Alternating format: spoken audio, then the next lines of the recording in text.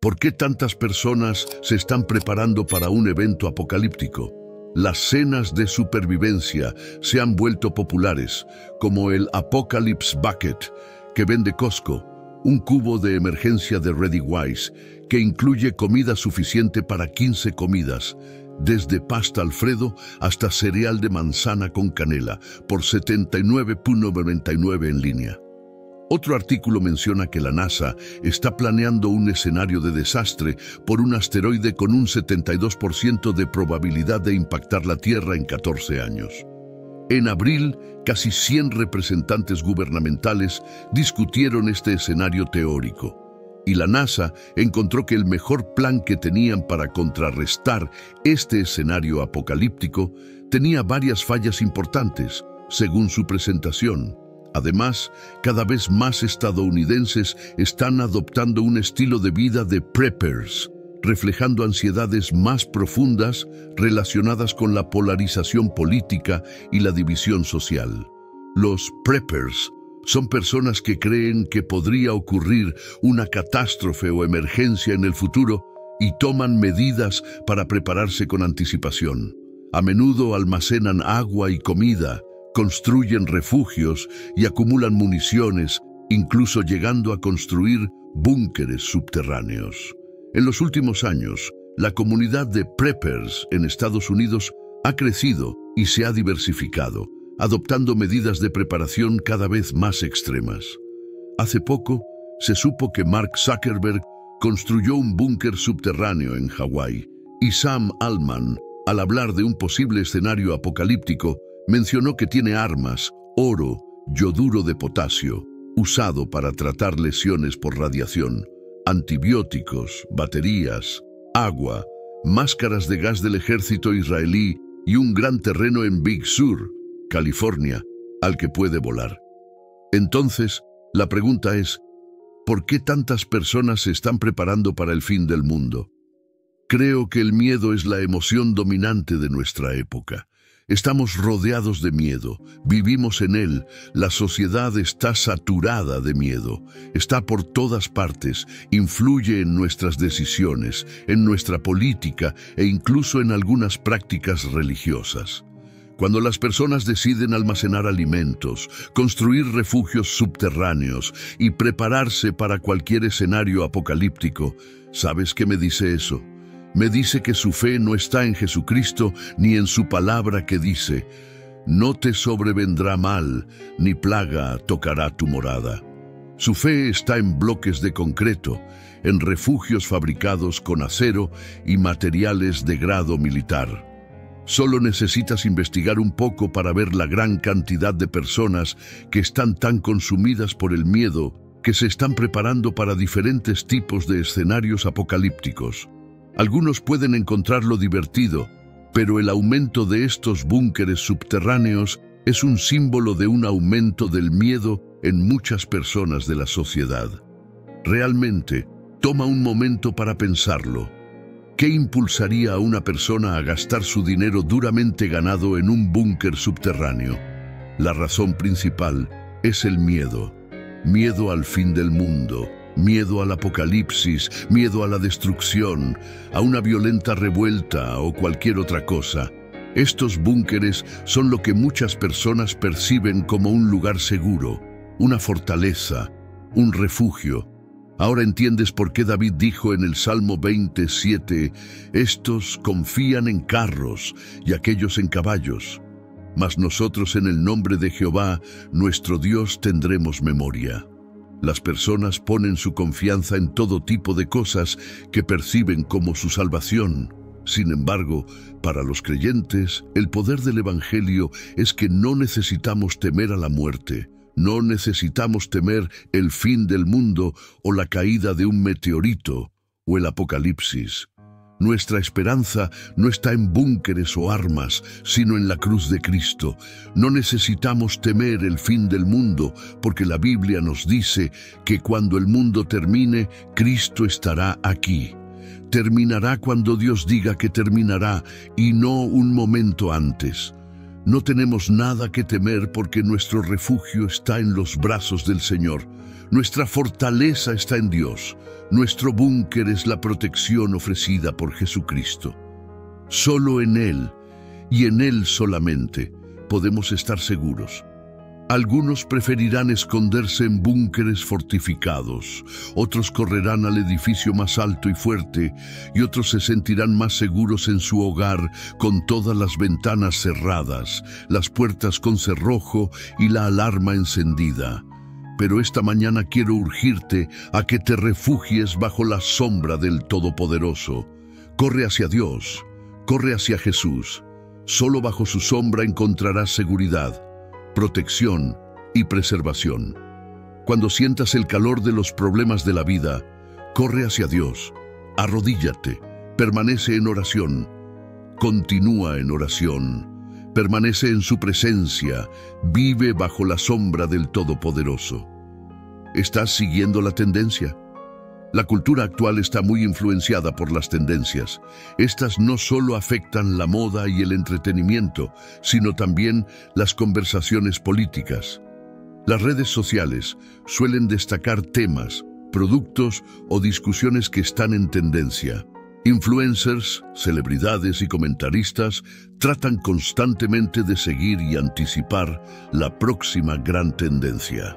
Ser trendy es un cumplido, pero uno que probablemente no durará mucho, ya que las tendencias cambian rápidamente. Desafortunadamente, esta obsesión por las tendencias puede infiltrarse en todas las áreas de la vida, lo cual no siempre es positivo. Algunas tendencias espirituales son bastante alarmantes, si no peligrosas. Primero, hay una tendencia notable de diluir el Evangelio para hacerlo más aceptable. En un mundo donde la tolerancia es el valor supremo, muchos creen que el Evangelio debe sonar más tolerante si realmente queremos que otros se interesen en Jesús. En una cultura cada vez más postmoderna y escéptica, toda religión, y especialmente el cristianismo, es vista con desdén y duda. En lugar de permitir que el poder del Evangelio transforme corazones y mentes, muchos optan por cambiar el propio Evangelio para que más personas lo acepten. Dado que mucha gente se ha vuelto abiertamente hostil hacia las Escrituras y la fe, algunos en el cristianismo han tratado de mostrarle al mundo que la Biblia no es tan mala, reinterpretándola o incluso retraduciéndola para que sea más moderna y tolerante. Por un lado, estos esfuerzos parecen exitosos. A menudo abren puertas al diálogo, discusión e interés entre personas que previamente no mostraban ningún interés en la fe. Pero, ¿es eso realmente un éxito? Considera la reciente sensación de TikTok, Historias de la Biblia Gen Z.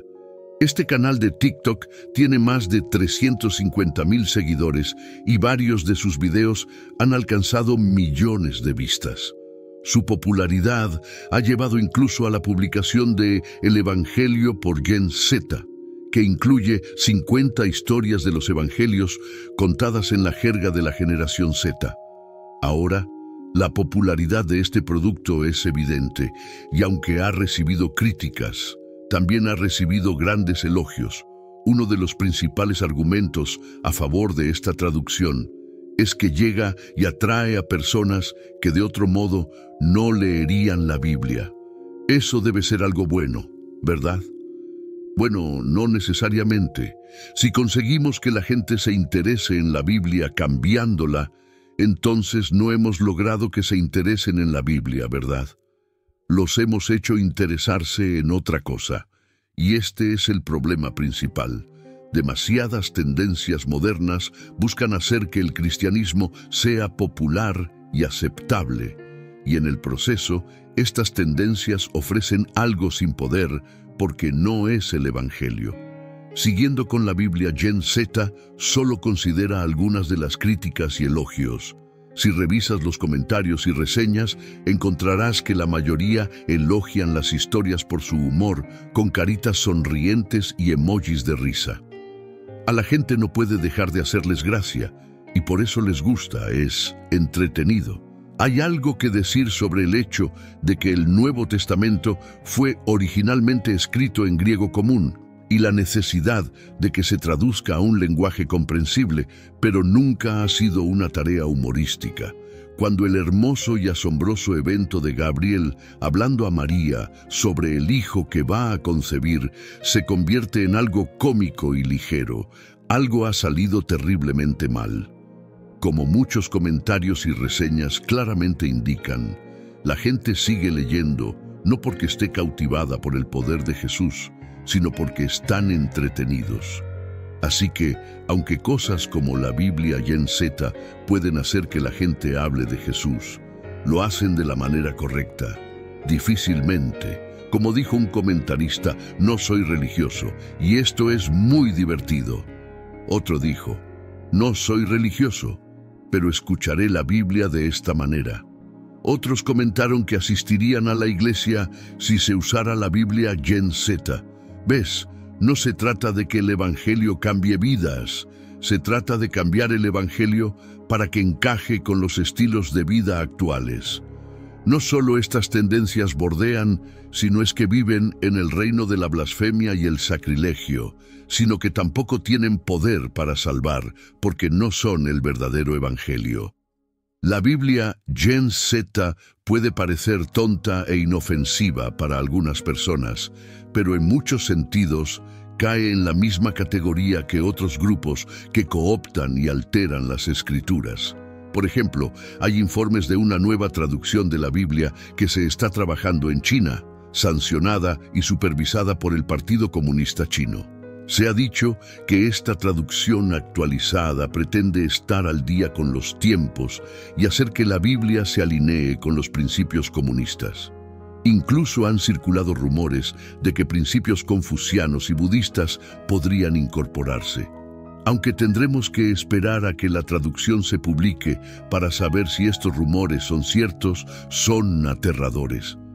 Podemos ver el problema de cambiar la Biblia para hacerla conforme a los principios confucianos, budistas y comunistas. Hacerlo convierte la Biblia en algo distinto a la palabra de Dios. Pero si eso es cierto, ¿no es también cierto cuando tratamos de actualizar la Biblia para que se ajuste a la cultura occidental moderna?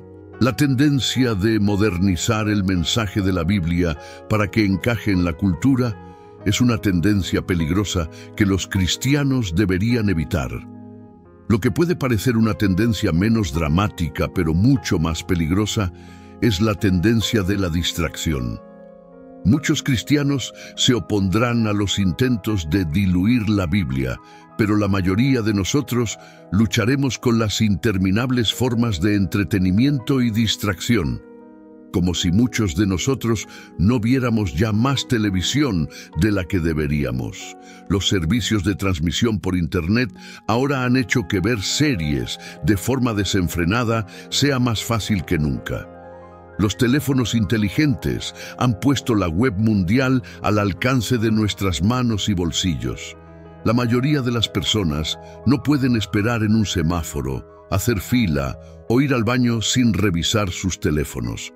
La inteligencia artificial, IA, está irrumpiendo con fuerza, haciendo más fácil que nunca escapar de la realidad hacia el mundo virtual.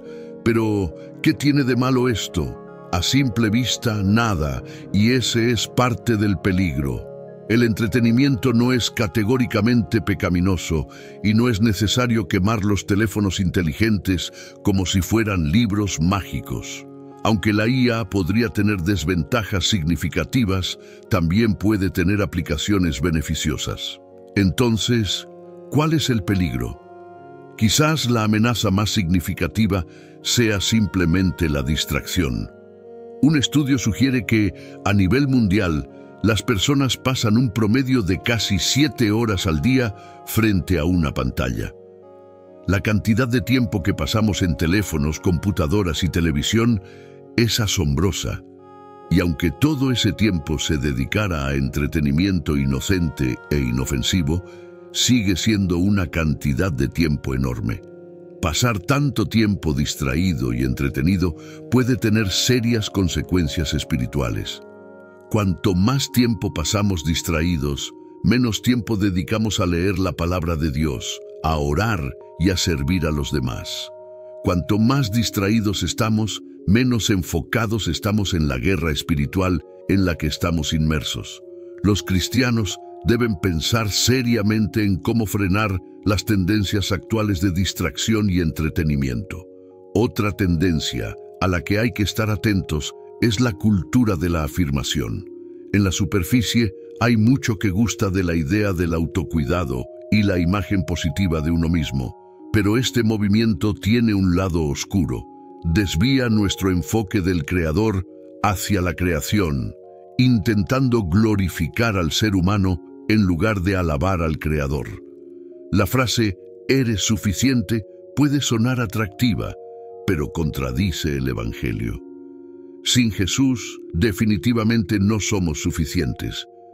Si nos dejamos llevar por nuestras propias habilidades, dispositivos y tendencias, seguiremos separados de Dios. Pero esta tendencia de buscar en uno mismo, en lugar de buscar a Dios, no es nueva ni moderna. Se remonta al jardín del Edén. Satanás engañó a Eva, haciéndole creer que necesitaba más de lo que Dios le había dado y que podía e incluso merecía ser como Dios. Cuando Eva vio que el árbol era bueno para comer, que era agradable a la vista y que el árbol era deseable para alcanzar sabiduría, tomó de su fruto y comió. ¿Qué hizo Eva? Se enfocó en la creación en lugar del Creador, elevó sus deseos y relegó los mandatos de Dios. Y Satanás ha usado esta táctica de engaño desde entonces. Lo vemos cuando líderes eclesiásticos de alto perfil se ven envueltos en escándalos terribles porque abusan de su poder y eligen la mundanalidad sobre la piedad. Lo vemos cuando las personas abandonan la iglesia debido a escándalos, porque pusieron su fe en un hombre y no en Dios. Lo vemos en nosotros mismos cuando elegimos el placer sobre la santidad, la satisfacción sobre la santificación o la diversión sobre la fidelidad. Las maneras de Satanás son sutiles, pero es el mismo truco de siempre. Ten cuidado con la tendencia de elevar el ego. Las tendencias son difíciles de combatir. Todos queremos encajar, queremos ser aceptados. Pero ten cuidado con los engaños de Satanás.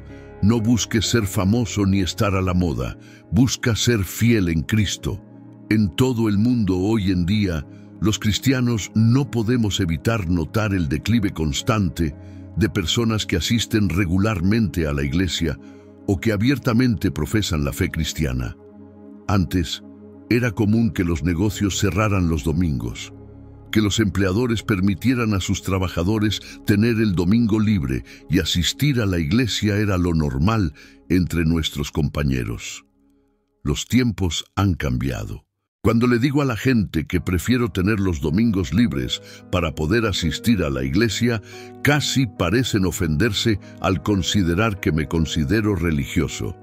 ¿Qué está pasando aquí? Antes, mamá y papá llevaban a sus hijos a la iglesia todos los domingos y los niños crecían entendiendo la importancia de su religión. Típicamente, este proceso continuaba a lo largo de las generaciones. Sin embargo, hoy vemos algo diferente. Es raro ver a varias generaciones asistiendo a la iglesia juntas. Incluso los asistentes a la iglesia parecen estar cambiando junto con la cultura secular. A medida que el entusiasmo por la fe cristiana disminuye a nuestro alrededor, la hostilidad y el rechazo hacia Cristo y sus enseñanzas parecen aumentar. ¿Es justo decir que la religión está muriendo? No, esto no sería una evaluación justa. La religión sigue viva, pero las prioridades de las personas han cambiado. Hoy en día, la gente está más preocupada por cómo pueden beneficiarse personalmente y menos preocupada por cómo pueden servir humildemente a Dios y a los demás. La religión sigue siendo igual de prevalente, pero el objetivo final ya no es amar a Dios y amar a nuestros vecinos. Te propongo que hay una nueva religión tomando fuerza en la vida de las personas hoy en día. Esta religión es contraria a los valores y enseñanzas de las generaciones que nos precedieron y a las mismas enseñanzas de Cristo que apreciamos tanto. Esta nueva religión emergente es una religión del yo. Muchas iglesias y cristianos hoy afirman que su principal propósito en la vida es honrar a Cristo. Pero, ¿es esto verdad? ¿Sus acciones lo demuestran? Diría que muchos están convencidos de que están poniendo a Cristo en primer lugar en sus vidas, porque esta religión emergente del yo ha crecido de manera sutil. Así como Eva fue engañada en el jardín, temo que muchos de mis hermanos y hermanas hoy han caído en esta mentalidad egoísta. Muchas personas buscan escuchar cosas sobre la Biblia que les hagan sentir bien, pero nunca se detienen a considerar si esas cosas son verdaderas. Cristianos y no creyentes hoy parecen estar de acuerdo en una cosa: lo que realmente importa en la vida es la felicidad. Pero, ¿qué dice la Biblia? Jesús nos ilumina perfectamente en Mateo 16, 24-26, sobre cuál debe ser nuestro enfoque en la vida. Establezcamos esta porción de la Escritura como nuestro texto principal para esta lección. En el versículo 24, la Biblia dice: Entonces Jesús dijo a sus discípulos: Si alguien quiere seguirme, debe negarse a sí mismo, tomar su cruz y seguirme. Jesús es muy claro en lo que está diciendo aquí. Si la gente quiere seguir a Cristo, lo cual muchos dicen querer, deben estar dispuestos a dejar de lado lo que desean y dedicarse a lo que Dios quiere. Los deseos. Esto es algo muy impopular hoy en día. La religión del yo enseña que nuestra felicidad, sueños y comodidad son las metas más importantes que una persona puede tener. Aunque esta idea puede sonar bien superficialmente, está erosionando de manera sutil los fundamentos del ministerio de Cristo.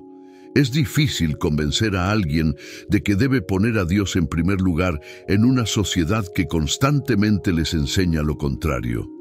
Las personas son bombardeadas continuamente con anuncios de los nuevos productos de moda que deben comprar, con la presión en el trabajo para ser los mejores y con música que glorifica la felicidad por encima de lo que es correcto y saludable. Cuando las personas viven con un enfoque egoísta y pierden de vista a Dios, el resultado siempre es vacío. Considera la sabiduría que nos ofrece Proverbios 30. En Proverbios 30, 7, 9 dice: Dos cosas te he pedido, no me las niegues antes de que muera. Aleja de mí la falsedad y la mentira. No me des pobreza ni riquezas, sino solo el pan necesario. No sea que, saciado, te reniegue y diga: ¿Quién es el Señor? O que en la pobreza me ponga a robar y deshonre así el nombre de mi Dios. La religión del yo nos enseña a adquirir más y más. Cada año, un nuevo modelo de automóvil popular sale al mercado y las personas hacen todo lo posible por comprarlo. Cada año sale un nuevo teléfono celular y las personas cuentan cada centavo para asegurarse de ser de los primeros en tenerlo. Pero, ¿con qué frecuencia se detienen a pensar que el auto y el teléfono que ya tienen están bien? ¿Por qué las personas nunca están satisfechas? Porque sienten que merecen esos nuevos productos de moda. Están tan enfocados en sí mismos que no se dan cuenta de que hay preocupaciones mucho más importantes en la vida que simplemente obtener cosas que elevarán su estatus social. Su deseo por las cosas materiales es un sustituto falso de la felicidad y nunca satisfará a nadie de verdad. La Biblia nos enseña que la verdadera felicidad y satisfacción se logran cuando una persona busca a Dios por encima de todo. Proverbios 30 nos advierte que el deseo de obtener cosas que queremos o incluso que necesitamos no debe tener prioridad sobre nuestra relación con Dios. ¿Vale la pena estar lleno de comida, bebida y lujos si eso significa negar a Dios? ¿Vale la pena vivir como un ladrón para obtener lo que queremos y deshonrar así el nombre de Dios? La respuesta es no. Por lo tanto, nuestra prioridad debería ser pedirle a Dios la cantidad justa de lo que queremos y necesitamos y estar contentos con lo que Él decida darnos. Si nuestras necesidades están cubiertas y estamos satisfechos, ¿en qué deberíamos enfocar nuestros afectos? La respuesta la encontramos en Mateo 6:33. Busquen primero el reino de Dios y su justicia, y todas estas cosas les serán añadidas. Contrario a lo que enseña el pensamiento egoísta, la satisfacción no se logra buscando construir un reino para nosotros mismos, sino construyendo el reino de Dios. Nuestro enfoque como pueblo de Dios debería estar en la voluntad de Dios y no en la nuestra. Privarnos de nuestras ambiciones egoístas y someternos completamente a Cristo es el verdadero significado de la vida. Sigamos con nuestro texto principal y las palabras de Jesús en Mateo 16 sobre la autopromoción. Los versículos 25 y 26 dicen: porque todo el que quiera salvar su vida, la perderá, pero el que pierda su vida por mi causa, la encontrará. ¿De qué le sirve al hombre ganar el mundo entero si pierde su alma? ¿O qué podrá dar el hombre a cambio de su alma? En un mundo que prioriza la autopreservación, la Biblia nos enfrenta con una verdad muy difícil de aceptar. Esta idea parece tan contraria a la intuición, y sin embargo, se encuentra mucha alegría y paz cuando se acepta por fe. El mismo acto de soltar incluso nuestras vidas es la clave para encontrarlas. La religión del yo enseña que el objetivo final en la vida es descubrir quién eres y satisfacer ese destino egoísta. Sin embargo, aquí vemos, de la boca misma de nuestro Salvador, que la disposición a abandonar nuestra propia vida y propósito es precisamente lo que nos ayuda a encontrar nuestra vida y propósito. Esto es posible porque nuestra identidad está en Cristo. Cuando le damos a Cristo el lugar que merece, entendemos que cualquier valor que tengamos se basa únicamente en Él y no en nosotros mismos. Ahora, alguien podría sentirse tentado a decir: ¿me estás diciendo que mi seguridad no es importante para Dios? ¿Cómo es que debo estar dispuesto a perder mi vida por Él? Amigo, debemos entender que aunque Dios nos cuida, nos protege y nos bendice, nada de esto es obligatorio para Él. Lo hace porque nos ama, no porque tenga que hacerlo. Debemos entender que Dios puede permitir que pasemos por ciertas pruebas, dificultades o incluso que perdamos nuestras vidas por el bien de darle gloria a Él. La forma en que una persona responde a esta verdad es una buena indicación de su fe. Un buen indicador de cuánto alguien ha sido influenciado por la mentalidad de adoración al yo es cómo responde a la verdad de Dios. Escuchemos lo que Dios nos enseña a través del apóstol Pablo en 2 Corintios 12, 7-10. Y para que no me exaltara desmedidamente, me fue dado un aguijón en mi carne, un mensajero de Satanás que me abofetee, para que no me enaltezca sobremanera. Respecto a lo cual 3 veces he rogado al Señor que lo quite de mí, y me ha dicho: bástate mi gracia, porque mi poder se perfecciona en la debilidad. Por tanto, de buena gana, me gloriaré más bien en mis debilidades, para que repose sobre mí el poder de Cristo. Por lo cual, por amor a Cristo me gozo en las debilidades, en afrentas, en necesidades, en persecuciones, en angustias, porque cuando soy débil, entonces soy fuerte. A lo largo de la Biblia, vemos que hombres y mujeres de Dios vivieron con una calidad de vida mucho más baja que la nuestra. Vemos al pueblo de Dios siendo humillado, agredido físicamente e incluso asesinado. Hoy en día, la mayoría de las personas apenas estarían dispuestas a incomodarse un poco por Dios, y mucho menos a aceptar un daño físico o a entregar sus vidas. Incluso ahora, cuando afirmo ser seguidor de Cristo, la idea de perder mi vida o sufrir por mi fe es aterradora. Esto es algo en lo que debo trabajar, y estoy seguro de que no soy el único. Sin embargo, al leer las Escrituras, encontramos una y otra vez pequeñas pistas de que Dios quiere que pongamos nuestras prioridades en orden. ¿Deberíamos preocuparnos más por nosotros mismos o por cumplir el propósito de Dios?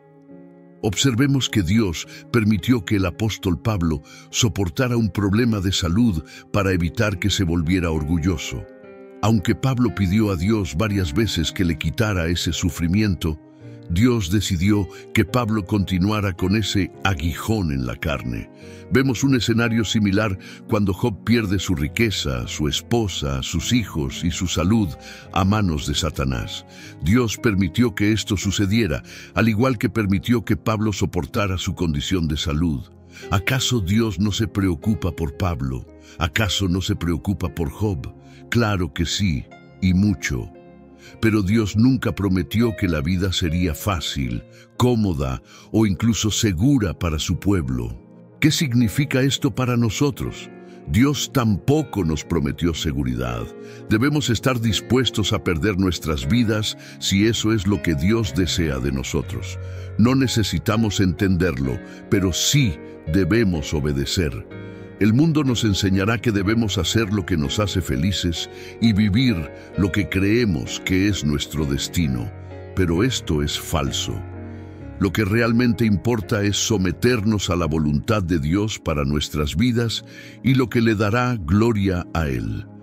Debemos resistir esta nueva religión que busca elevarnos a nosotros mismos por encima de nuestro Señor y Salvador Jesús y poner nuestra esperanza en Dios. Además, se nos anima a ser alegres y a tener un corazón agradecido en todas las circunstancias. El mensaje de Pablo en 1 Tesalonicenses 5, 16-18 es tan relevante hoy como lo fue en su tiempo. Estén siempre alegres, oren sin cesar, den gracias en toda circunstancia, porque esta es la voluntad de Dios para ustedes en Cristo Jesús. Si podemos vivir estas palabras, si podemos aferrarnos a Dios, pase lo que pase, podremos superar todos los obstáculos y problemas que enfrentamos en este mundo. En Romanos 1:16 se dice: porque no me avergüenzo del Evangelio, porque es poder de Dios para salvación a todo aquel que cree, al judío primeramente y también al griego. Escuchen esas palabras: no me avergüenzo del Evangelio de Cristo. Muchas personas en este mundo están orgullosas de ciertas cosas y, de igual manera, muchas personas se avergüenzan de otras. Ahora bien, en cuanto a nosotros, como hijos de Dios, ¿nos avergonzamos del Evangelio de Jesucristo? ¿Nos avergonzamos de decir que somos cristianos, que creemos en la muerte, sepultura y resurrección de Jesús? ¿Nos avergonzamos de decir que creemos que un día el Señor mismo descenderá del cielo con un grito, con la voz del arcángel y con la trompeta de Dios, y que los muertos en Cristo resucitarán primero, y luego nosotros, los que vivimos y hemos quedado, seremos arrebatados juntamente con ellos en las nubes para recibir al Señor en el aire, y así estaremos siempre con el Señor? ¿Nos avergonzamos de decirle a nuestros compañeros de trabajo que creemos que el cielo es un lugar real y que el infierno también lo es? ¿Nos avergonzamos de decirles que si rechazan a Jesucristo pasarán la eternidad en el infierno, pero que si lo aceptan como su Señor y Salvador, entonces tendrán vida eterna? Nos avergonzamos de decirle a nuestros amigos y familiares que todos necesitamos volvernos a Jesús y arrepentirnos porque el reino de Dios está cerca. Como creyentes, no deberíamos avergonzarnos del Evangelio de Jesucristo.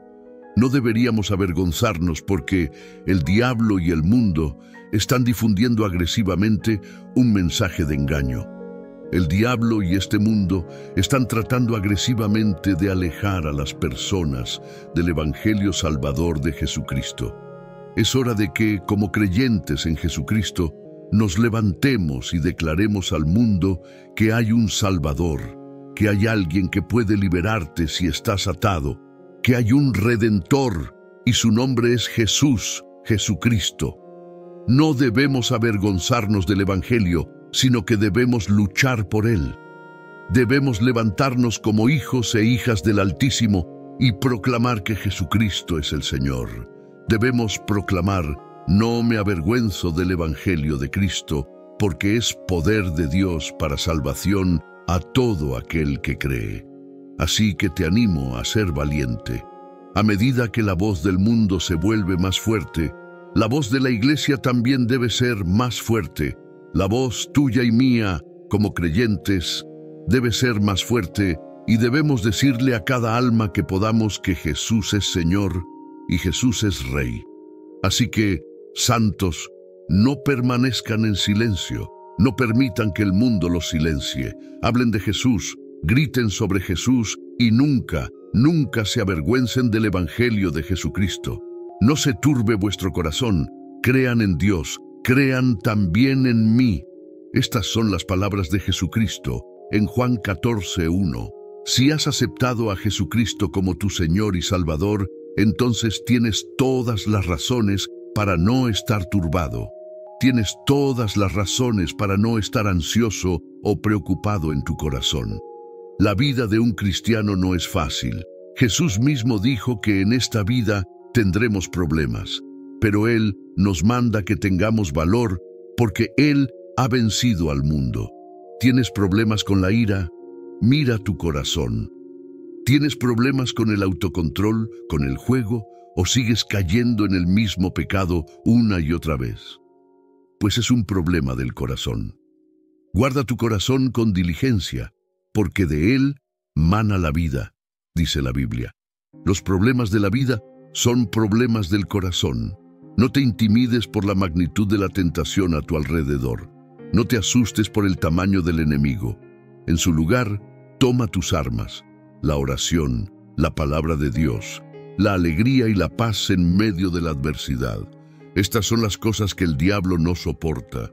Creo que la razón por la que no debemos dejar que nuestros corazones se turben se encuentra en Juan 14:6, que dice: Jesús le dijo: Yo soy el camino, la verdad y la vida. Nadie viene al Padre sino por mí. Y si lees más adelante en Juan 14:16, la Biblia dice: Y yo rogaré al Padre y os dará otro consolador, para que esté con vosotros para siempre. Así que, a partir de estos dos versículos, sabemos que si has aceptado a Jesucristo en tu corazón, entonces has aceptado al que es el camino, la verdad y la vida.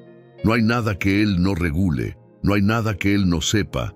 Él es la respuesta, la solución para todo. Y el hecho de que nos haya dado un consolador, el maravilloso Espíritu Santo, significa que tenemos ayuda en tiempos de angustia, tenemos fuerza en tiempos de debilidad y tenemos guía en tiempos de incertidumbre. Así que no dejes que tu corazón se turbe, porque si has aceptado a Jesucristo como tu Señor y Salvador y te sometes a su autoridad en tu corazón, entonces tú y yo nos convertimos en ovejas del buen pastor. Observa los rostros de estas personas. Estos son los rostros de personas llenas de ira. Son rostros de personas que se están ahogando en el pecado, pero no tienen el deseo de arrepentirse. Estos son los rostros de personas con corazones fríos como el hielo, corazones insensibles.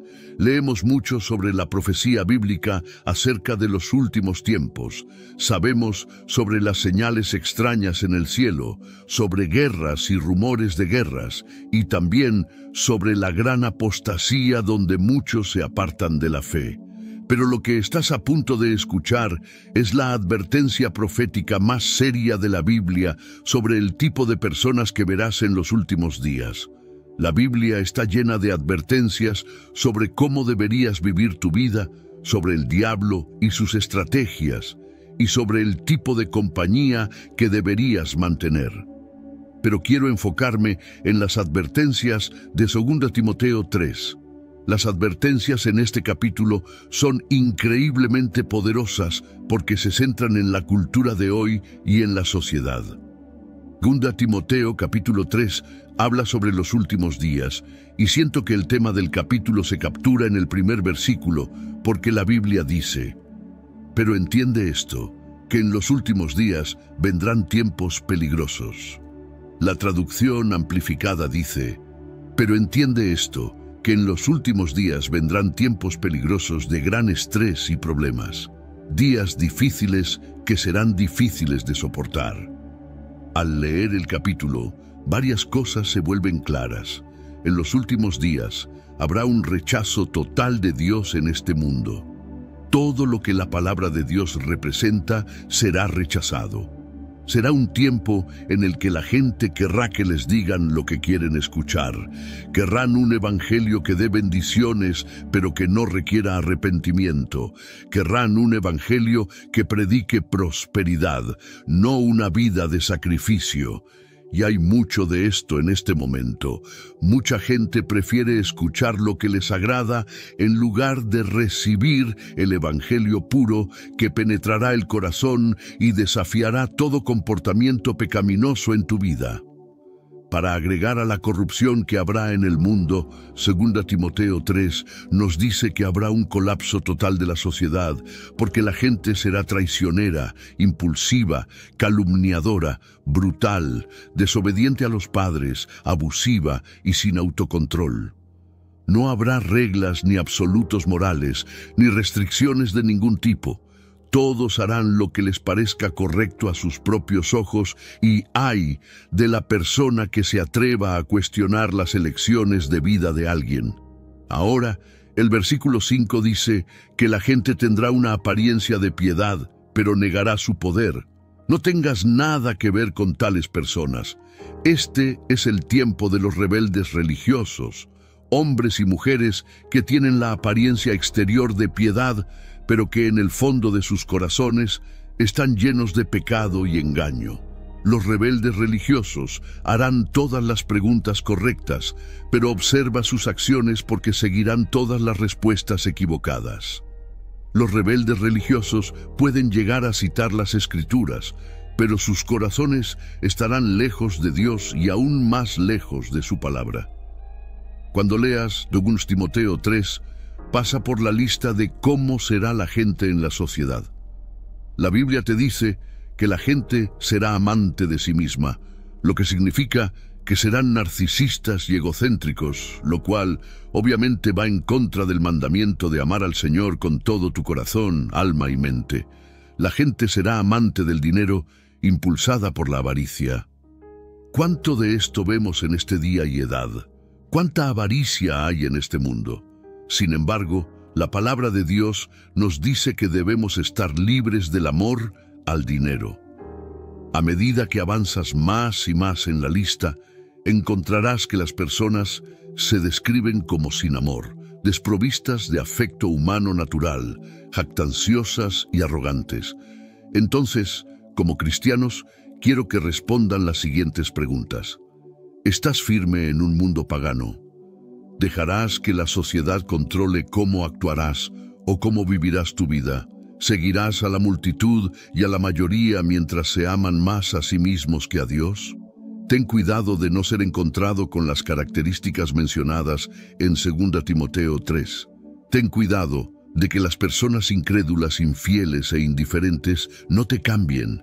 Ten cuidado con los falsos profetas, las falsas doctrinas y los falsos maestros, porque intentarán envenenar tu pensamiento y desmantelar tu fe en estos últimos días. Asegúrate de estar listo para su regreso y no seas como el mundo, sino deja que el mundo busque a Cristo a través de ti. El comportamiento de este mundo no sorprende a Dios. Los estándares e inmoralidad de este mundo no toman a Dios por sorpresa. Y déjame decirte esto, no debería sorprendernos a nosotros como la Iglesia de Cristo tampoco. Y para el cristiano que está escuchando, ¿qué debes hacer? ¿Cómo sobrevivirás las condiciones descritas en 2 Timoteo 3? Bueno, el capítulo termina en los versículos 16 y 17 diciendo esto. Toda escritura es inspirada por Dios y útil para enseñar, para reprender, para corregir y para instruir en justicia, a fin de que el siervo de Dios esté enteramente capacitado para toda buena obra. Trabaja, trabaja. La verdad de la palabra de Dios puede salvarte, perdonarte, justificarse, santificarte, purificarte, transformarte, regenerarte y un día te llevará hasta el cielo por toda la eternidad. Todo lo que necesitamos saber sobre la vida con Dios se encuentra en las páginas de la Biblia. Si hubiéramos necesitado saber algo más, Dios nos lo habría dicho.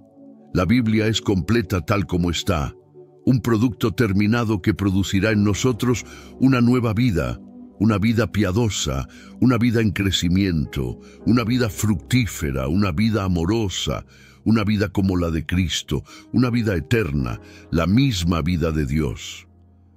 Ahora la Biblia dice en Apocalipsis 3:2-3, despierta, fortalece lo que queda y está a punto de morir, porque no he encontrado tus obras completas delante de mi Dios. Recuerda, pues, lo que has recibido y oído, guárdalo y arrepiéntete. Pero si no despiertas, vendré como ladrón, y no sabrás a qué hora vendré sobre ti. La Biblia nos está llamando a despertar. El Señor quiere que despertemos al hecho de que hay un cielo y un infierno, y que habrá un día de juicio. Si alguien está conduciendo y se queda dormido o su atención se desvía, podría perderse algunas señales de tránsito que le indican a dónde ir. Pues bien, Dios nos ha dado a sus hijos muchas señales para que estemos atentos. La palabra de Dios está llena de señales para hacernos saber que el tiempo se está acabando. Este mundo no durará para siempre. Sin embargo, hasta que llegue ese día, el Señor nos ha proporcionado señales de advertencia para que sepamos que el final está cerca. La Biblia nos dice que aparecerán personas afirmando ser el Cristo o el Mesías, pero nos advierte que no les escuchemos. En otras palabras, cuando Jesús regrese, no tendremos que andar diciéndonos unos a otros, porque todos lo sabremos. Cuando el Señor regrese, no será necesario que nadie haga un video para anunciarlo. Todos lo veremos en las nubes con toda su gloria y majestad. Lucas 21:9 dice, pero cuando oigáis de guerras y disturbios, no os aterroricéis, porque es necesario que estas cosas sucedan primero, pero el fin no será inmediatamente. Los sabios entre nosotros estarán vigilantes, verán las señales de los tiempos porque estudian la palabra de Dios. Pero los necios se quedarán dormidos, se perderán las señales por falta de conocimiento. Por eso es increíblemente importante que prestemos atención a la palabra de Dios, que prestemos atención a las advertencias bíblicas que se nos han dado. ¿Alguna vez te has encontrado con un pasaje de las Escrituras que te dice que prestes especial atención? Pues bien, uno de esos pasajes se encuentra en Marcos 13:28-33. Y mientras leo este pasaje, quiero que visualices las imágenes que se están pintando aquí en la palabra de Dios. Dice, aprendan una lección de la higuera. Cuando sus ramas brotan y sus hojas comienzan a salir, saben que el verano está cerca. De la misma manera, cuando vean todas estas cosas suceder, pueden saber que su regreso está muy cerca, a la puerta. Les digo la verdad, esta generación no pasará hasta que todas estas cosas ocurran. El cielo y la tierra desaparecerán, pero mis palabras nunca desaparecerán. Sin embargo, nadie sabe el día ni la hora en que estas cosas sucederán, ni los ángeles en el cielo, ni el mismo Hijo, solo el Padre lo sabe. Y ya que no saben cuándo llegará ese momento, estén en guardia y manténganse alerta. Cuando la palabra de Dios nos dice que prestemos atención, nos está diciendo que pongamos especial cuidado en lo que se dice, especialmente en cuanto al regreso de Jesús. ¿Cómo se presta atención? Bueno, la Biblia dice, presten atención, velen y oren. Permítanme hacerles una pregunta. ¿Están velando? ¿Están orando? ¿Están observando lo que la Biblia dice sobre las señales de su venida? ¿Están orando por discernimiento o para que el Espíritu Santo abra sus ojos espirituales en estos días que vivimos? Creo que la palabra de Dios nos dice continuamente que prestemos atención y que no vivamos en pecado porque habrá un día de juicio. Creo que debemos asegurarnos de buscar primero el reino de Dios y, más importante aún, Debido a la época en que vivimos, creo que la Biblia nos dice que prestemos atención porque en los últimos días vendrán tiempos peligrosos. La palabra peligrosos significa llenos de peligro o riesgo. Peligro para nuestra salud, riesgo para la economía o la naturaleza misma. Pero eso no es todo. Debemos prestar atención cuando notemos que los hombres son amadores de sí mismos, amadores del dinero, jactanciosos, orgullosos, blasfemos, desagradecidos e impíos. Solo podemos ver que la sociedad está en este estado si estamos velando y orando. Otro ejemplo donde la Biblia nos dice que prestemos atención está en Mateo 24:4, que dice: Jesús respondió y les dijo: cuídense de que nadie los engañe. Una vez más, se nos dice que prestemos atención y que tengamos cuidado de que nadie nos engañe. Esto significa que llegará un tiempo en que habrá mucha decepción, pero nuevamente, ¿cómo nos protegemos? Velando y orando. Oren para que el Espíritu Santo les revele la verdad. Oren para que Dios los guíe a toda verdad. Estos son fenómenos espirituales. No hay evidencia de que provengan de otro planeta. Creo que esa es la mentira. Si son seres espirituales, creo que hay un binario. Están en el equipo bueno o en el equipo malo. Pueden asignarles cualquier nombre que quieran. Pero ¿qué son estas cosas? Me gustaría ofrecer una perspectiva bíblica sobre algunos de los comentarios hechos por Tucker Carlson y Joe Rogan durante una entrevista reciente donde discutieron la noción de que los ovnis son un fenómeno espiritual. La primera cosa que debe decirse aquí es que hay mucho interés, mucho debate y controversia sobre si los ovnis son reales. Algunos están convencidos de que hay fuertes evidencias que sugieren que son reales, mientras que otros no están convencidos. Escuchen este clip por un momento. Lo que sí sabemos es que hay suficientes cosas ocurriendo en el cielo, y no solo en el cielo, también bajo el agua, que el ejército de EEUU ha tenido que responder moviendo aeronaves de un lugar a otro, porque hay demasiados de estos objetos en el cielo. Eso realmente ha pasado. Chris Mellon acaba de escribir un largo artículo sobre esto. Así que es real, el gobierno no lo está controlando. De hecho, está forzando al Departamento de Defensa a responder. Veamos esto. Afirma que hay objetos voladores que se mueven de una manera contraria a lo que conocemos y entendemos como posible según las leyes de la física. Y no se detiene ahí, continúa diciendo, eso es conocido, eso está establecido. No creo que ninguna persona racional lo niegue. La pregunta es, ¿qué es realmente? Ahora, esa es una buena y válida pregunta, ¿verdad? Si estos objetos están siendo rastreados activamente o aparecen en el radar, entonces, ¿qué podrían ser? Algunas personas piensan que hay alguna forma de vida extraterrestre que ha llegado a la Tierra. Otros creen que simplemente es un error, una falla técnica o incluso algo imaginario. Y también hay personas que comparten esta opinión. Muchas personas, al escuchar esto, se preguntaron si estos objetos voladores no identificados podrían ser sobrenaturales o espirituales. Hay cristianos que creen que estos incidentes son pequeñas pistas del reino espiritual que nos prueban que existe otro mundo. Aquí está su argumento. Ellos dirían que la Biblia nos dice en Efesios 6:12 que no luchamos contra carne y sangre, sino contra principados, contra potestades, contra los gobernadores de las tinieblas de este mundo, contra la maldad espiritual en las alturas. Debido a esto, creen que a veces estas fuerzas contra las que luchamos, que no son carne y sangre, pueden ser vistas, sentidas o pueden dejar evidencia que valide su existencia. Escuchen bien, todo depende del marco que uses para entender esto. Si usas el marco de la ciencia ficción, pensarás que son una raza avanzada de seres de otro lugar. pero el marco que todas las demás sociedades antes de la nuestra han usado es el espiritual. Hay un mundo entero que no podemos ver que actúa sobre las personas, un mundo sobrenatural que actúa sobre nosotros todo el tiempo, para bien y para mal. Todas las sociedades han creído esto antes de la nuestra.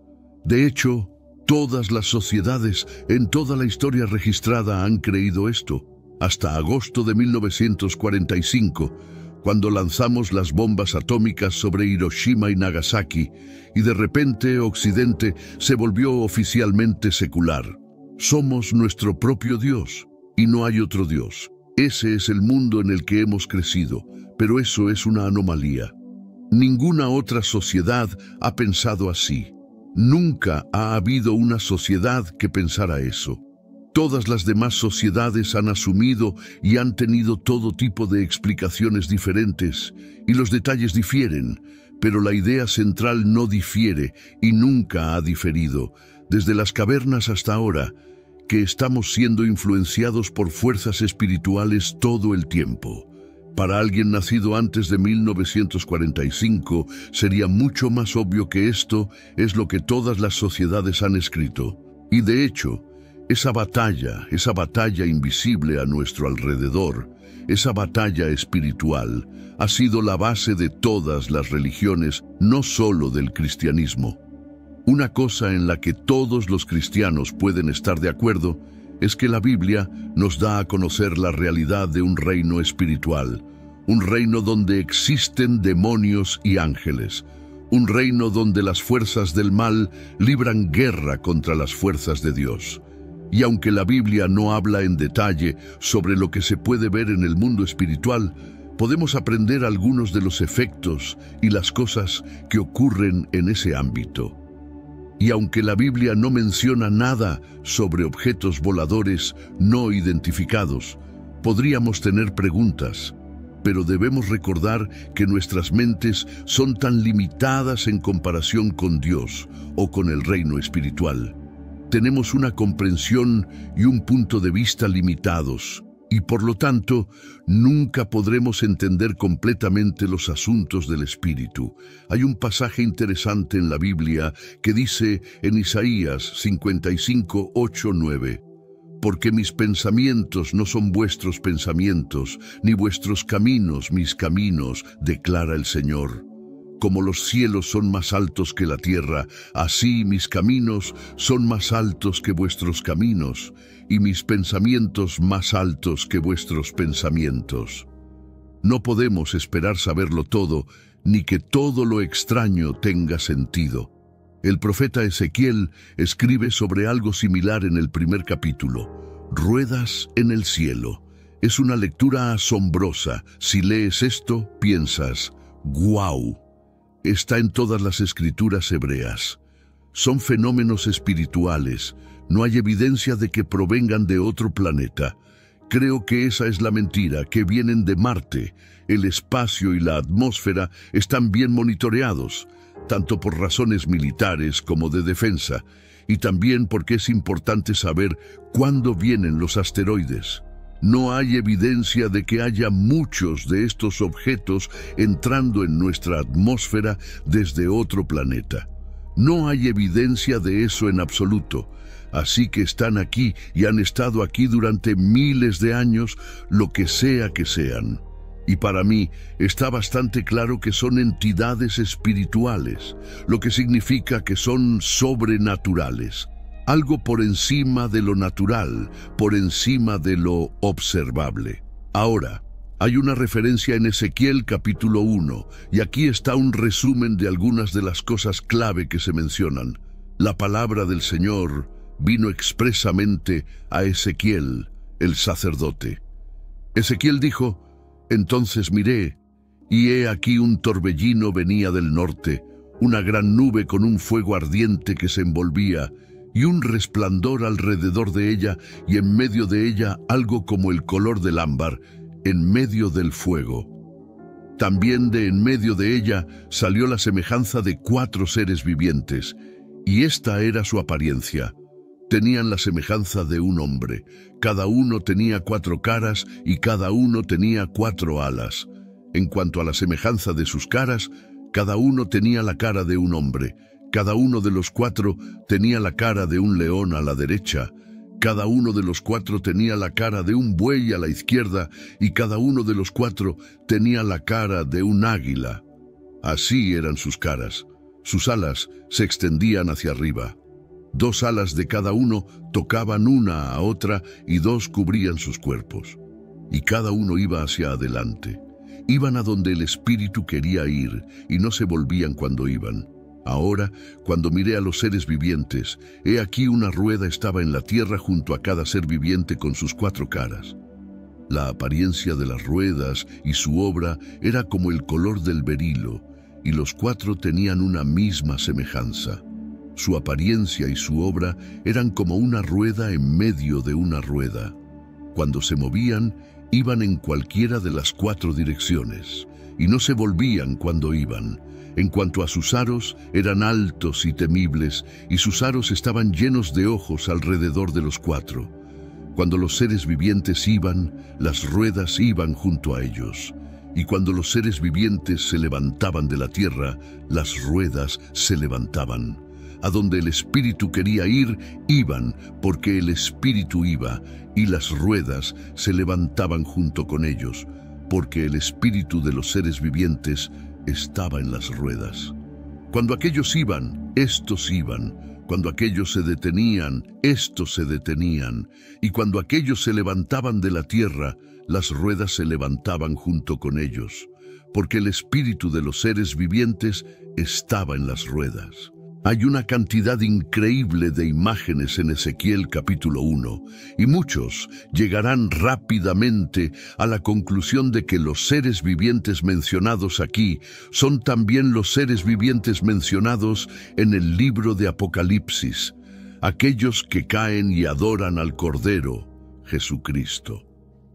Aunque los 4 seres vivientes son muy similares, si no los mismos, que los de Ezequiel, mi opinión es que no tienen nada que ver con los objetos voladores no identificados, ya que Apocalipsis nos dice que adoran a Dios día y noche en su trono en el cielo.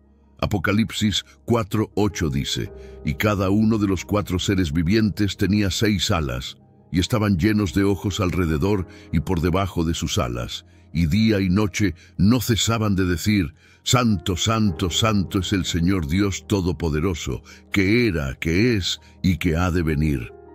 Entonces, como cristianos, ¿qué debemos pensar? Bueno, algunos pensamientos aquí. Primero, este tema de los ovnis o extraterrestres no debería preocuparnos. No tiene nada que ver con tu relación personal con Jesucristo. No te beneficiará de ninguna manera convertirte en un experto en este tema. Puedes considerarlo, pero hay ciertas cosas que simplemente no podemos y no entenderemos porque Dios no nos las ha revelado. La realidad es que el reino espiritual afecta principalmente nuestras vidas personales porque estamos luchando contra el diablo y sus fuerzas malignas. Si no tiene nada que ver con objetos voladores, debemos aprender que nuestro enemigo último es espiritual, no humano. Aquí es donde Pablo nos recuerda en el pasaje clásico sobre la guerra espiritual en Efesios 6, 10, 12, que no solo somos opuestos por seres humanos, sino finalmente por poderes sobrenaturales oscuros. Déjame darte un versículo que siempre debes recordar. 1 Juan 4:4, que dice, Hijitos, vosotros sois de Dios y los habéis vencido, porque mayor es el que está en vosotros que el que está en el mundo. Por lo tanto, no debemos temer ni preocuparnos por lo que no entendemos completamente. La Biblia nos dice claramente que Dios es mayor que cualquier cosa que enfrentemos en este mundo, incluyendo las fuerzas espirituales del mal. Así que, aunque haya muchas teorías y especulaciones sobre los ovnis y los fenómenos sobrenaturales, debemos mantener nuestra fe y confianza en Dios. En lugar de enfocarnos en lo desconocido, debemos centrar nuestra atención en lo que Dios nos ha revelado a través de su palabra. La Biblia es nuestra guía y nos proporciona todo lo que necesitamos saber para vivir una vida piadosa y para prepararnos para el regreso de Jesús. Debemos seguir velando y orando, buscando discernimiento y entendimiento del Espíritu Santo para poder vivir de acuerdo a los mandamientos de Dios. También es importante recordar que, como creyentes, estamos llamados a compartir el Evangelio y a ser testigos de la verdad de Dios en este mundo. Nuestra misión es llevar el mensaje de salvación a aquellos que no conocen a Cristo, y esto incluye estar preparados para enfrentar cualquier oposición o engaño que pueda surgir. Debemos estar firmes en nuestra fe y no permitir que las distracciones del mundo nos desvíen de nuestro propósito.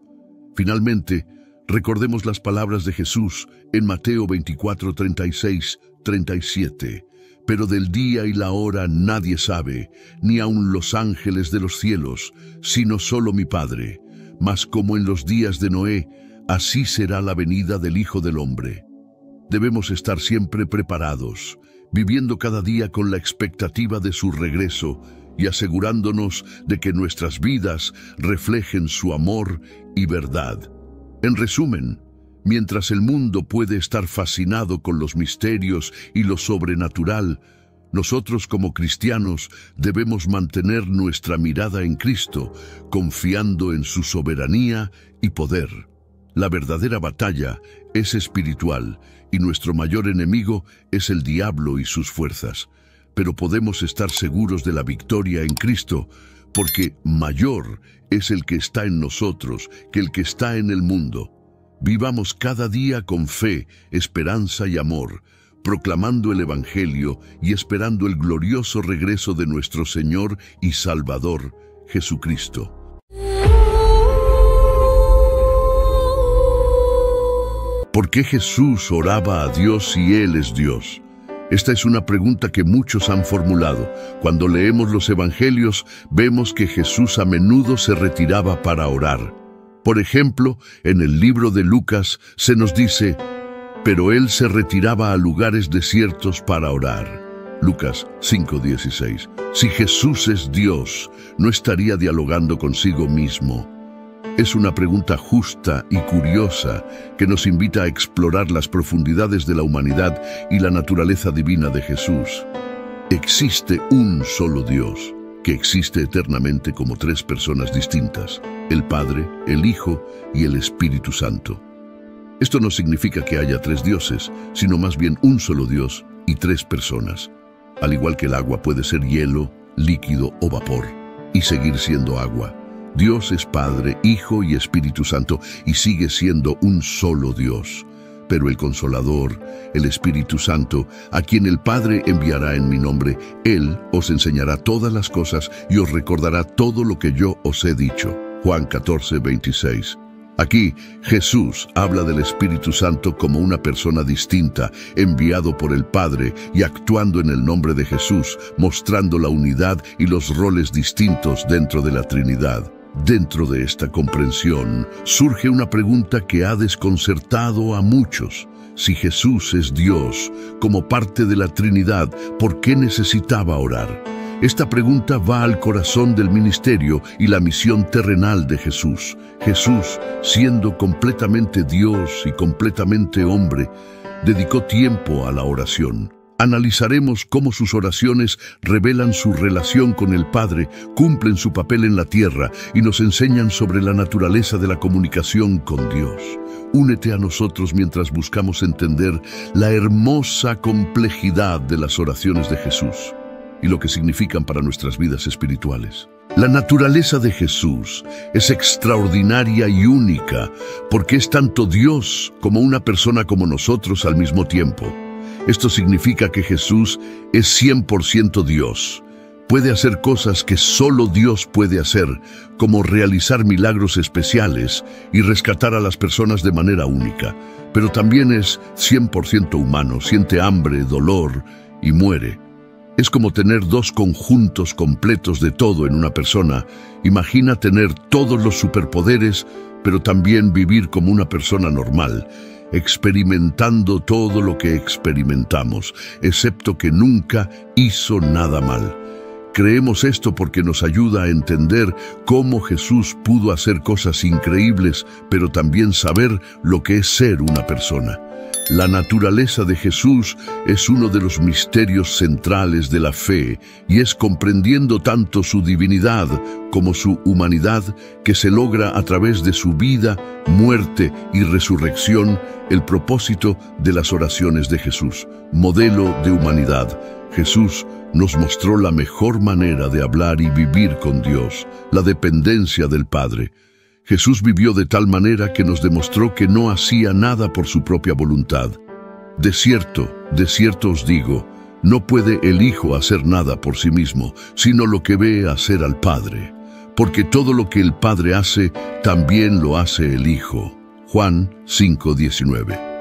Esto significa que Jesús esperaba a que Dios le mostrara el camino antes de hacer cualquier cosa, como un niño que observa y aprende de sus padres y no trata de hacer las cosas por sí mismo. Cuando las cosas se pusieron realmente difíciles, justo antes de ser llevado y puesto en la cruz, Jesús oró intensamente.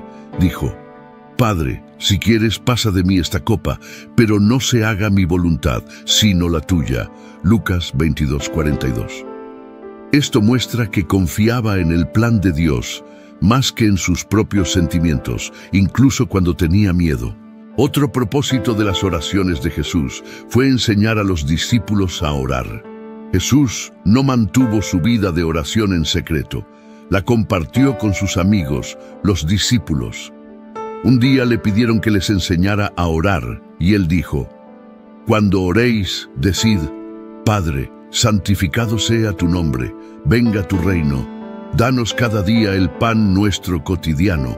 Perdónanos nuestros pecados, porque también nosotros perdonamos a todos los que nos deben. Y no nos metas en tentación.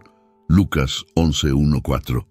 En esta sencilla oración, conocida como el Padre Nuestro, Jesús les mostró que la oración es hablar con Dios acerca de todo, diciendo que su nombre es especial, pidiendo lo que necesitamos, pidiendo perdón por los errores que hemos cometido y pidiendo ayuda para vivir correctamente. De esta manera, las oraciones de Jesús son una guía perfecta para nosotros sobre cómo vivir cerca de Dios, hablar con Él acerca de todo y confiar en Él con nuestras vidas. Otro propósito de las oraciones de Jesús fue expresar emoción y necesidad humana. Jesús nos mostró que experimentaba emociones y necesidades humanas como cualquiera de nosotros. Aquí hay un par de formas en que expresó estas características humanas. Dolor y angustia en un jardín llamado Getsemaní, que es como un parque tranquilo lleno de olivos. Jesús sintió una tristeza muy profunda, el tipo de tristeza que sientes cuando tu corazón está tan pesado que es difícil de llevar. La Biblia dice: entonces les dijo: mi alma está muy triste, hasta la muerte, quedaos aquí y velad conmigo. Mateo 26:38. Imagina a Jesús, conocido por sanar y ayudar a otros, ahora abrumado por la tristeza tan profunda que podría casi matarlo. Caminó un poco más adentro del jardín, se postró en su rostro orando a Dios y dijo: Padre mío, si es posible, que pase de mí esta copa. Sin embargo, no como yo quiero, sino como tú quieras. Mateo 26:39. Esta copa de la que hablaba era como un símbolo de la difícil tarea que sabía que tenía que realizar: morir en la cruz. No quería sufrir, pero estaba dispuesto a hacer lo que Dios quería, buscando fuerza y orientación. En otra parte de la Biblia, Lucas 6:12-13, muestra a Jesús buscando fuerza y consejo. Dice: en esos días él se fue al monte a orar y pasó toda la noche orando a Dios. Cuando llegó el día, llamó a sus discípulos y eligió a 12 de entre ellos, a quienes llamó apóstoles, antes de tomar una gran decisión. elegir a sus 12 amigos más cercanos que lo ayudarían a compartir sus enseñanzas. Jesús pasó toda la noche hablando con Dios antes de hacer esta elección importante. No fue solo una charla rápida, sino horas pidiendo ayuda y guía. Al orar toda la noche, Jesús mostró que también necesitaba apoyo, sabiduría y fuerza, y lo encontró conectándose profundamente con Dios. Estas historias nos recuerdan que Jesús no era solo una figura espiritual, sino también una persona que experimentaba emociones profundas y tenía necesidades, al igual que cualquier otra persona. Sintió una tristeza abrumadora y buscó lugares tranquilos para pedir orientación, mostrando que está bien que hagamos lo mismo cuando enfrentamos tiempos difíciles o decisiones importantes, cumpliendo con la justicia humana, viviendo la vida humana perfecta que nosotros no podríamos vivir. Cuando exploramos las historias y enseñanzas de la Biblia, descubrimos que Jesús no solo vivió una vida ejemplar, sino que vivió la vida humana perfecta, cumpliendo toda justicia. Esto significa que vivió en completa obediencia y sumisión a Dios, su Padre, algo que nos resulta difícil hacer todos los días. La Biblia nos dice en el libro de Hebreos: durante los días de su vida en la tierra, ofreció oraciones y súplicas con fuertes clamores y lágrimas al que podía salvarlo de la muerte, y fue oído por su reverente sumisión. Aunque era hijo, aprendió la obediencia por lo que sufrió. Hebreos 5, 7, 8. Así fue como Jesús, aunque era el Hijo de Dios, aprendió a obedecer a través de las cosas que sufrió. Sus oraciones no fueron solo susurros en la quietud, sino súplicas apasionadas, llenas de lágrimas reales, pero siempre obedeció, sin importarle el costo. Filipenses 2:8 agrega otra capa a esto al decir: y hallándose en forma de hombre, se humilló a sí mismo, haciéndose obediente hasta la muerte y muerte de cruz. Jesús no solo obedeció cuando era fácil, obedeció hasta el punto de morir, una muerte dolorosa y humillante en la cruz. Su vida no fue una serie de elecciones fáciles, sino una constante sumisión a la voluntad de Dios, incluso cuando esa voluntad lo llevó a la cruz. Lo verdaderamente notable de la vida de Jesús es que fue completamente humano como nosotros, con los mismos sentimientos, las mismas tentaciones y los mismos dolores. Sin embargo, a diferencia de nosotros, nunca falló en su obediencia y sumisión. Cada acción, cada palabra y cada pensamiento estaban en perfecta alineación con lo que Dios quería. No vivió para sí mismo, sino para Dios y para nosotros. La vida perfecta de Jesús es significativa porque hizo algo extraordinario por nosotros. Donde fallamos en ser justos, su vida nos ofrece la oportunidad de ser vistos como justos ante Dios. Es como si hubiera tomado la prueba de la vida y hubiera obtenido un 100% en nombre de la humanidad. Así que, cuando creemos en Él, es como si su puntuación perfecta se pusiera en nuestro expediente. Imagina tratar de seguir una receta perfectamente sin cometer un solo error. Para nosotros eso es imposible. Podríamos mezclar los ingredientes equivocados, medir incorrectamente o cocinar demasiado la comida. Pero Jesús, en la cocina de la vida, siguió la receta de Dios sin error. Vivió la vida que se suponía que debíamos vivir y nos ofreció la recompensa como si lo hubiéramos hecho nosotros mismos, al entender la obediencia perfecta y la sumisión de Jesús. Podemos apreciar el increíble regalo que se nos ofrece mediante la fe en Él.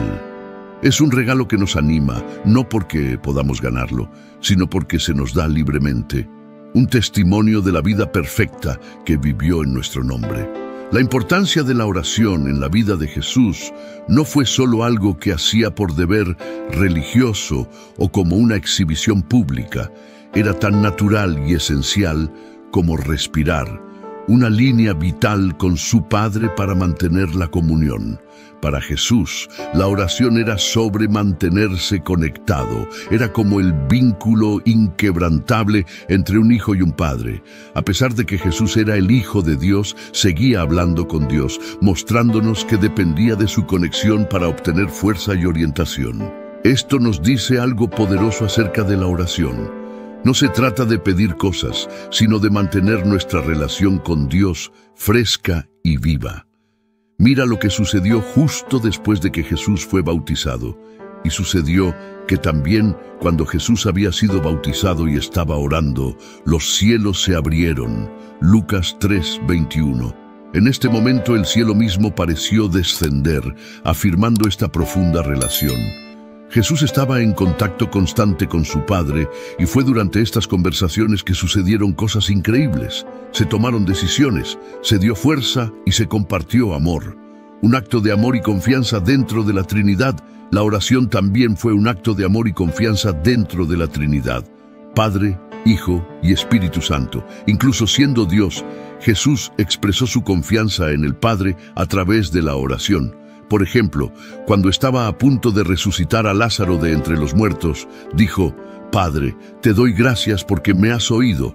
Yo sabía que siempre me escuchas. Juan capítulo 11, 41, 42. El agradecimiento no era un mero espectáculo, era el Hijo hablándole al Padre, confiado en que era escuchado, un intercambio íntimo de confianza y amor. Esto nos muestra el corazón de la oración. Se trata de confianza. Cuando oramos, entramos en ese círculo de amor y confianza que ha existido desde antes del tiempo. Le decimos a Dios: dependo de ti, confío en ti, tal como lo hizo Jesús. Finalmente, la oración fue la manera en que Jesús abrazó plenamente su condición humana. La encarnación es una palabra elegante para describir a Dios haciéndose hombre en Jesús. En Él no fue simplemente Dios vistiendo un traje humano. Se convirtió plenamente en uno de nosotros. Y parte de ser humano es reconocer que no somos todopoderosos, que necesitamos ayuda, que necesitamos a Dios. Jesús lo demostró cuando la vida se volvió difícil. Antes de ser arrestado, fue a orar en un jardín llamado Getsemaní. Estaba profundamente preocupado por lo que estaba a punto de enfrentar: la muerte en la cruz. Oró: Padre, si quieres, quita de mí esta copa, pero no se haga mi voluntad sino la tuya. Lucas 22:42. Aquí está luchando, mostrándonos que está bien traer nuestros miedos más profundos a Dios, pero también mostrándonos que, en última instancia, la oración se trata de decirle a Dios: confío en tu camino más que en el mío. Así que, en la vida de Jesús, la oración fue su forma de mantenerse cerca de Dios, mostrando confianza y amor dentro de la familia de Dios, y viviendo plenamente su vida humana con todas sus altibajos. Cuando oramos, seguimos los pasos de Jesús, conociendo a Dios de cerca y personalmente, confiando en Él con nuestras vidas y abrazando lo que significa ser verdaderamente humanos, así como lo hizo Jesús. El papel intercesor de Cristo. Jesús orando por otros, específicamente en el libro de Juan 17, 9, 23, encontramos un momento muy conmovedor cuando Jesús, llamado el Hijo de Dios, habla con su Padre en nombre de sus amigos, que incluyen no solo a los discípulos que estaban con Él en ese momento, sino a todos nosotros que creeríamos en Él en el futuro. Ora por su protección, su alegría, su unidad, y que sean apartados y puros en la verdad de la palabra de Dios. Jesús dice: ruego por ellos, no ruego por el mundo, sino por los que me has dado, porque son tuyos. Juan 17, 9. Esto nos muestra que Jesús tenía una preocupación especial por sus seguidores. Conocía los desafíos que enfrentarían en el mundo y le pidió a Dios que velara por ellos. Pero no se detiene ahí. También ora por todas las personas que creerán en Él a través del mensaje de los discípulos. No ruego solo por ellos, sino también por los que creerán en mí, por la palabra de ellos. Juan, capítulo 17, 20. Esto significa que Jesús pensaba en cada uno de nosotros desde aquel entonces. Le pidió a su Padre que todos pudiéramos ser uno, así como Él y el Padre son uno. Es como si quisiera que todos estuviéramos en la misma familia, unidos trabajando juntos en el amor. El papel de Jesús como mediador entre Dios y los humanos. En otra parte de la Biblia, en la primera carta que Pablo escribe a Timoteo 2:5, obtenemos una explicación clara de la gran tarea que Jesús tiene. Dice: porque hay un solo Dios y un solo mediador entre Dios y los hombres, el hombre Cristo Jesús. 1 Timoteo 2:5. Ahora, un mediador es como un puente o alguien que se interpone en medio para ayudar a dos personas a entenderse y resolver las cosas. Antes de Jesús, las personas estaban separadas de Dios debido a sus malas acciones o pecados. Jesús vino a cerrar esa brecha, vivió una vida perfecta, luego murió por nuestros pecados y resucitó, mostrando que tiene el poder sobre el pecado y la muerte. Al hacer esto, se convirtió en el único intermediario entre nosotros y Dios. Cuando nos equivocamos o hacemos cosas que no deberíamos, Jesús está ahí para hablar con Dios en nuestro nombre. Es como si dijera: tengo cubierto a esta persona, Padre. He pagado el precio por sus errores. Esto es asombroso porque significa que podemos ir directamente a Dios a través de Jesús. No necesitamos a ninguna otra persona o cosa para hablar con Dios por nosotros. Jesús es nuestra línea directa con Él. Cuando oramos, podemos orar en el nombre de Jesús y Él hablará por nosotros, asegurándose de que permanezcamos conectados con Dios. Entonces, en términos simples, a Jesús le importamos tanto que habla con Dios sobre nuestras necesidades, nuestra protección y nuestra unidad entre nosotros y con Él. Y como nuestro mediador, Él es la razón por la cual podemos tener una relación personal con Dios. A pesar de nuestras imperfecciones, Él se interpone, asegurando que aún podamos estar cerca de Dios. La oración como un medio para cumplir su misión. La oración es como un lugar de reunión secreto donde nos sentamos con Dios para hablar sobre todo lo que está en nuestros corazones, incluido el gran trabajo que tiene para nosotros. Es donde obtenemos la fuerza para hacer cosas que parecen demasiado grandes para nosotros. Elegir a los amigos que nos ayudarán e incluso hacer cosas increíbles que muestran a todos cuán grande es Dios. Fortaleza para las tareas. Imagina estar tan estresado y preocupado que sudas como si estuviera lloviendo desde tu frente. Así se sintió Jesús una noche. Sabía que tenía que enfrentar algo muy difícil, así que, ¿qué hizo? No intentó ser valiente por sí mismo, oró. Y cuando lo hizo, un ángel del cielo apareció y le dio fuerzas. La Biblia nos dice esto en Lucas 22:43, diciendo: y se le apareció un ángel del cielo. Desde el cielo le fue enviado un ángel que lo fortaleció. Esto nos muestra que cuando tenemos tareas importantes que realizar, podemos orar como lo hizo Jesús, y Dios puede enviarnos ayuda, al igual que un entrenador da ánimos a un jugador que está a punto de marcar el gol ganador. La elección de discípulos es una decisión crucial. ¿Quieres amigos que te acompañen en las buenas y en las malas?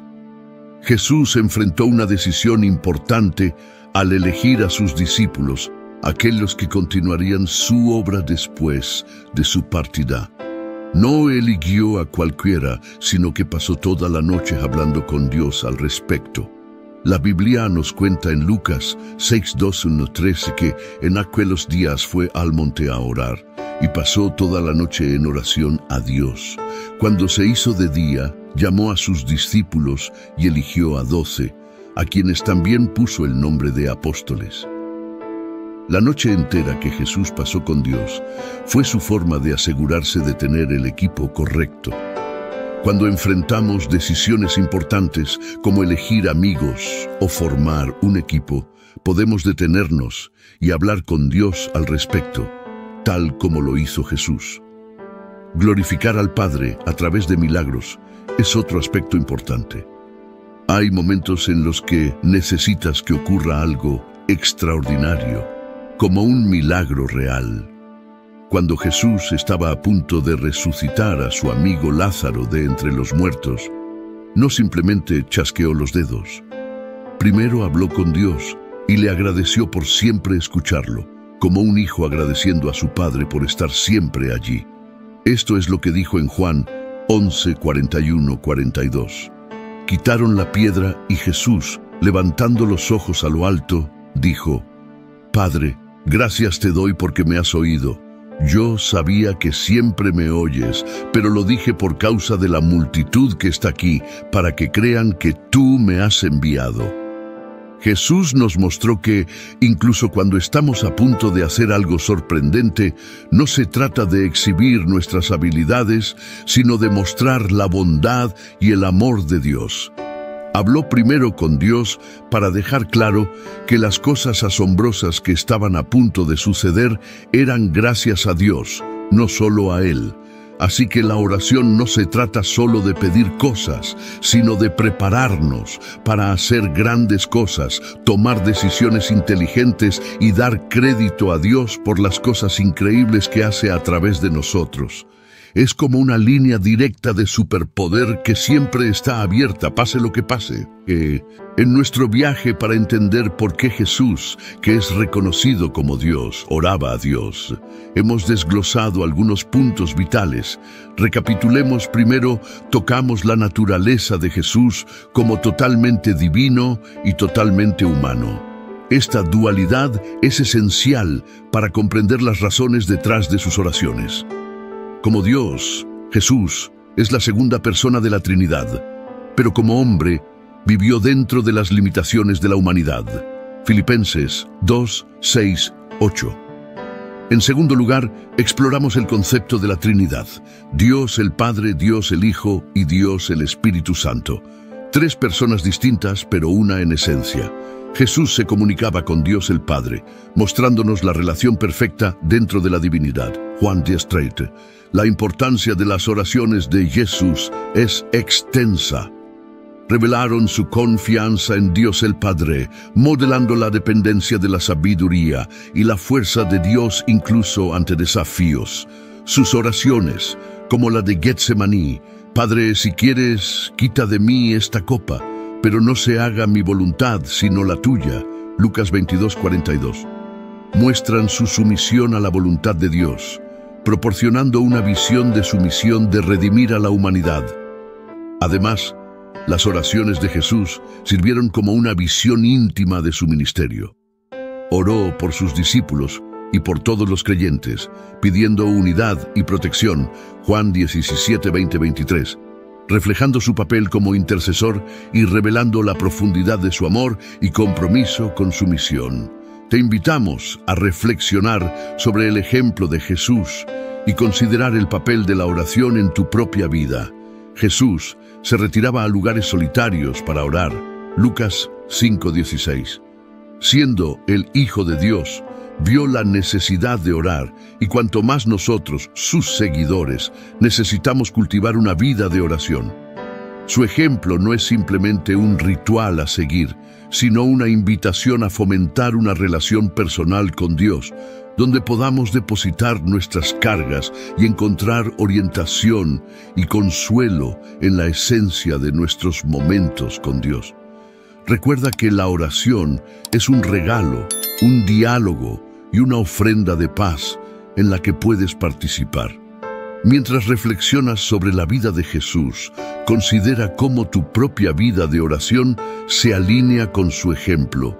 Que su vida te inspire a buscar a Dios sinceramente, a escuchar y hablar, a pedir y someterte, y a través de esto, que llegues a conocer el profundo amor y la presencia de Dios en tu caminar diario. Oremos. Padre Celestial, venimos a ti en humilde adoración, reconociendo tu sabiduría infinita y la profundidad de tu amor, que a menudo supera la comprensión humana. Mientras contemplamos la vida de Jesús, tu Hijo y nuestro Salvador, nos encontramos reflexionando sobre el misterio de sus oraciones hacia ti. Señor, reconocemos que en las oraciones de Jesús vemos el reflejo perfecto de humildad y dependencia. Así como Él se volvía hacia ti, también alzamos nuestros ojos y corazones en oración, buscando orientación, fuerza y una relación más cercana contigo. En los momentos en que luchamos por entender las complejidades divinas, pedimos por una fe sencilla y infantil que confíe en tu bondad y tu plan. Enséñanos, oh Dios, a emular a Jesús en su actitud orante, sabiendo que incluso siendo Dios, se inclinaba en comunión contigo, y estamos invitados a ese sagrado espacio de conversación e intimidad contigo a través de su ejemplo. Que podamos comprender la importancia de la oración como un medio para expresar nuestro amor, nuestras necesidades y nuestra gratitud en nuestras vidas diarias. En los momentos en que enfrentamos nuestras propias pruebas y alegrías, recordemos el ejemplo de Jesús para que en cada momento, ya sea de triunfo o prueba, recurramos a ti en oración, tal como Él lo hizo. Que su vida nos recuerde que en nuestras debilidades encontramos tu fortaleza, en nuestras preguntas encontramos tu sabiduría y en nuestra soledad encontramos tu consuelo. Ven con tu presencia y bendición, otorgándonos la paz que proviene de saber que siempre estás a nuestro alcance, escuchando los anhelos susurrados de nuestros corazones. Fortalécenos con el mismo espíritu que estaba en Cristo Jesús, para que en cada circunstancia encontremos el valor de decir, no sea mi voluntad, sino la tuya. En el santo nombre de Jesús oramos. Amén.